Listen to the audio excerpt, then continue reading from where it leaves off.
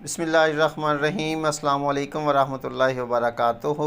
जे dear student, ये मशक है 3.4 बहुत ही इंपॉर्टेंट है। इसके जो कुछ सवाल आते हैं बेटा, ये रकम दी हुई है तो इसका आपने बेटा ये लॉग मालूम करना है, ठीक है। और इसमें ज़रब होगा तो इसको जमा में तब्दील कर देंगे और उसके बाद इसका हमने कैलकुलेटर के ज़रिए से लॉग मालूम किया, इसका भी लॉग मालूम किया।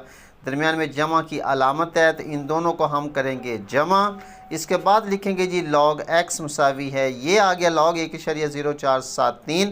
फिर इसके बाद लिखेंगे जी लॉग एक्स मुसावी है एंटी लॉग के और एंटी लॉग मुसावी है ये रकम, और कैलकुलेटर से फिर इसका बेटा एंटी लॉग आप लोग मालूम करेंगे जी। तो इस एक्सरसाइज का जो मुकम्मल सलूशन जो है हमारे चैनल पर ये पूरी वीडियो अपलोड की हुई है, और अगर कोई मुश्किल हो तो आप हमारे साथ रब्ता कर सकते हैं जी। मिलते हैं फिर अगली वीडियो में। अल्लाह हाफिज़।